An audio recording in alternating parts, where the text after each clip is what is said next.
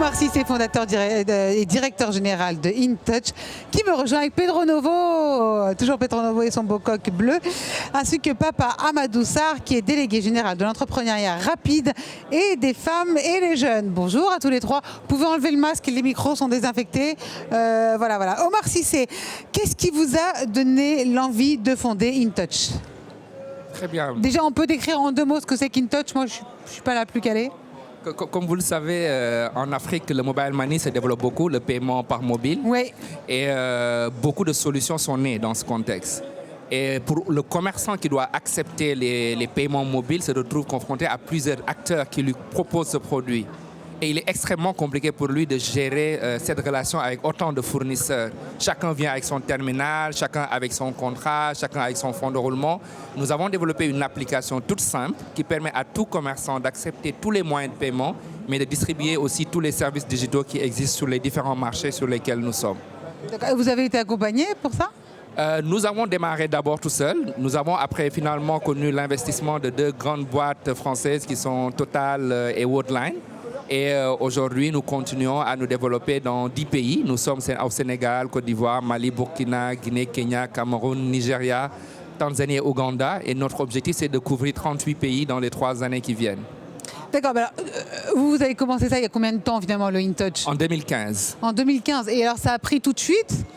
Ça a pris tout de suite au Sénégal. Après, il fallait consolider le modèle et l'industrialiser. Nous y sommes arrivés sur 7 pays ce qui constituait notre 2e phase pilote. Et après cela, nous avons démarré là cette année une vague d'une dizaine de pays, dont les 3 premiers, Nigeria, Tanzanie et Ouganda, ont été lancés il y a 3 semaines.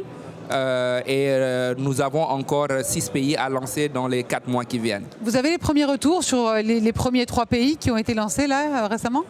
Oui, les retours sont très positifs. Nous sommes dans des environnements assez matures. Il faut savoir que nous venons avec une expérience, sachant que dans les 7 premiers pays où nous sommes aujourd'hui, nous faisons passer quelques 3 millions d'euros de transactions par jour. C'est énorme, hein? C'est énorme. Nous avons fait un peu plus de 30 millions de transactions l'année dernière, qui représentaient un peu plus de 578 millions d'euros.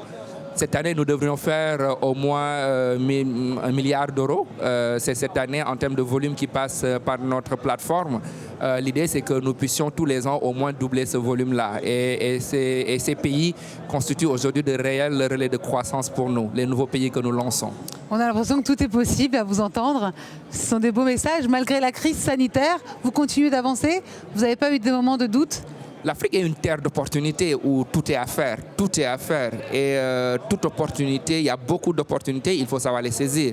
Bien sûr, nous avons eu des moments de doute. Le mois d'avril a été très compliqué, où pendant 2 semaines, nos chiffres ont baissé de manière vertigineuse. On prévoyait une baisse de 65% en juillet si la tendance continuait.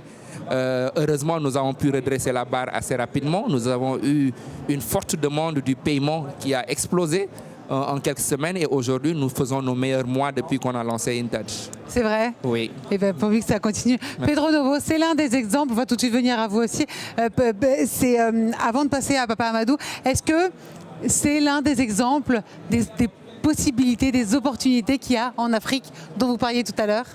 Est-ce que j'ai besoin de répondre à la question? Après le témoignage qu'on vient d'entendre, c'est absolument fantastique. Je suis fasciné par l'agilité, la rapidité, la simplicité avec lesquelles le modèle s'est installé. Le président Kenyatta en parlait ce matin sur les opportunités, notamment du monde de la FinTech, sur l'ensemble du continent africain. Et ce qui est fascinant, c'est que ce qu'on cherche souvent en Europe, parfois aux États-Unis, cette capacité à scaler, eh bien, ça se conjugue à ce qu'on appelle, dans un jargon pas très heureux, le leapfrog. C'est-à-dire que non seulement on peut scaler, mais en plus, on n'a pas le legacy, comme on dit aussi, on n'a pas cette contrainte de l'infrastructure existante qui empêche parfois, notamment dans les télécoms ou dans le mobile banking, de gagner des positions très vite. Vous avez la taille du marché, vous avez l'absence d'héritage, on va dire, sur lequel vous avez des infrastructures qui sont à amortir et qui vous empêchent d'innover. Et bien là, vous avez un territoire d'opportunités fantastique. Et puis, la confiance en soi. On voit que c'est pas facile tous les jours.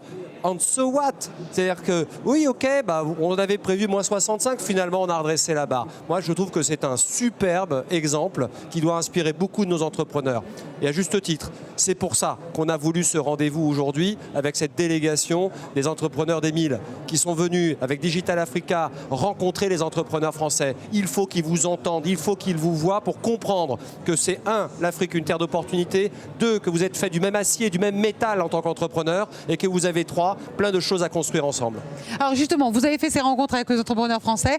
En un mot, avant de passer justement à cet entrepreneuriat des femmes et des jeunes, qu'est-ce qui en ressort quand on discute justement avec ces entrepreneurs français? Il peut y avoir des synergies, des collaborations à venir, très rapprochement, très rapidement?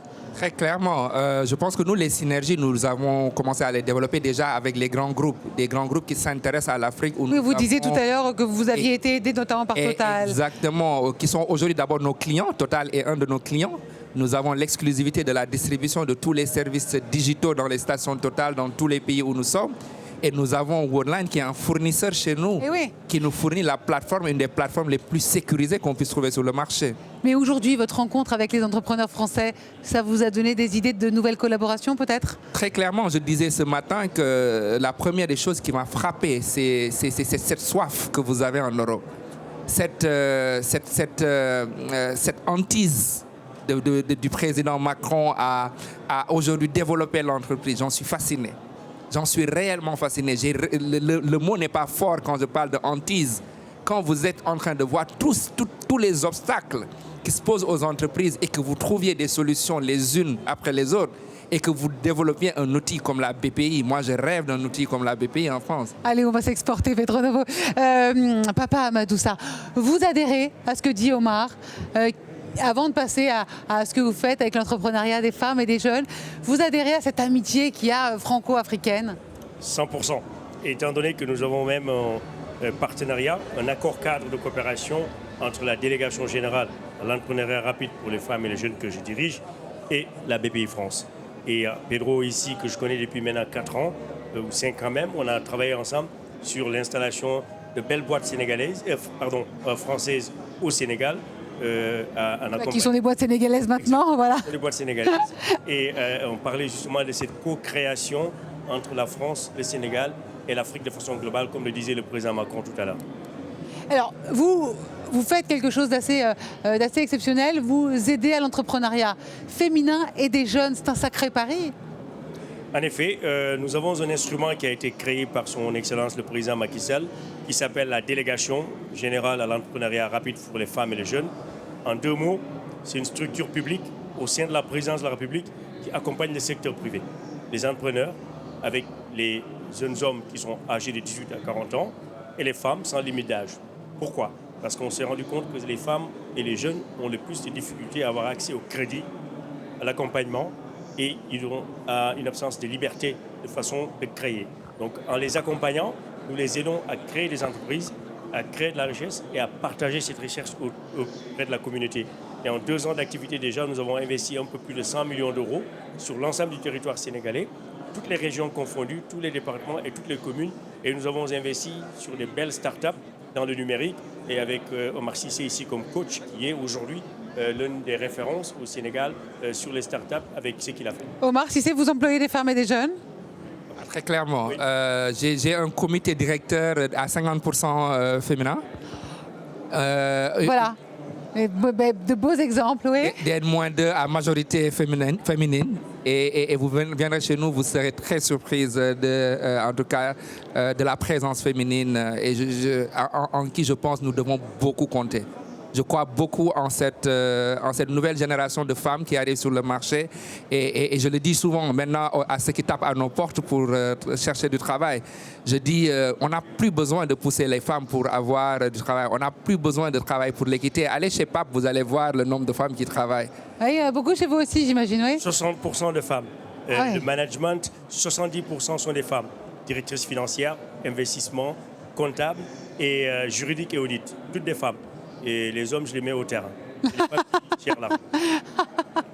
Dites-moi, non, les entreprises. Oui. Il y a une demande maintenant justement d'avoir des jeunes, d'avoir des femmes, de suivre le modèle d'Omar. Énorme. Aujourd'hui, la moyenne d'âge des entreprises qui viennent faire une demande chez nous, c'est 23 ans. Et ce sont des jeunes et des femmes qui sont diplômés, qui sortent d'école. Des fois même des jeunes entrepreneurs qui sont à l'école, dans les écoles supérieures polytechniques ou dans les instituts de management, qui viennent nous voir avec des idées de projets, que ce soit dans l'agriculture, dans le transport, dans l'artisanat, dans la beauté, dans le numérique, etc., etc. Et nous les accompagnons, nous les aidons même des fois à créer leurs entreprises quand ils sont à l'école, pour pouvoir avoir cette soif d'innover, de créer, d'avoir de la liberté et d'avoir des richesses, et de ne plus dépendre de l'État, de ne plus être fonctionnaire ou de ne plus être salarié. C'est ce qui fait la beauté. Et comme l'a dit ce matin le président Macron, l'avenir se construira avec le secteur privé, avec les jeunes et les femmes, en Europe comme en Afrique. Alors justement, spécifiquement au Sénégal, quel pourcentage, que vous avez des chiffres peut-être d'entreprises qui emploient des jeunes, des femmes, comment est-ce qu'il évolue et surtout quelles perspectives vous lui donnez? Je ne vais pas vous donner les chiffres globaux parce que nous avons 2 ans d'expérience et je peux dire de ce qui est sûr, les entreprises que nous avons accompagnées, 70% sont détenues par des femmes. Et ça, c'est clair. Et plus de 80% par des jeunes, étant donné qu'on a exclu les personnes âgées de plus de 40 ans. 1. 2. Nous avions fait un recensement général des entreprises il y a 4 ans sur l'ensemble du territoire national. Nous avions rencontré qu'il y avait environ 500 000 entreprises, dont presque 90% dans le secteur informel. Et nous sommes en train de travailler pour formaliser ces structures, ces entreprises. Et beaucoup d'entre elles sont détenues par des femmes ou des jeunes. Alors, aujourd'hui, quel message qu'on peut transmettre justement aux chefs d'entreprise que vous avez vus, les Français, peut-être aussi Pedro, cette relation, on voit que France-Sénégal, ça marche, de manière générale, cette amitié qu'il y a, est-ce que finalement, il faut qu'elle s'accélère ? Il faut qu'elle s'accélère, oui, c'est même absolument indispensable, parce qu'on voit bien que le sujet générationnel, il est totalement partagé, que la culture d'aller chercher l'entrepreneuriat, d'aller chercher ce déséquilibre avant, cette prise de risque, c'est ce qu'on a lancé dans ce pays maintenant depuis un peu plus de 5 ans.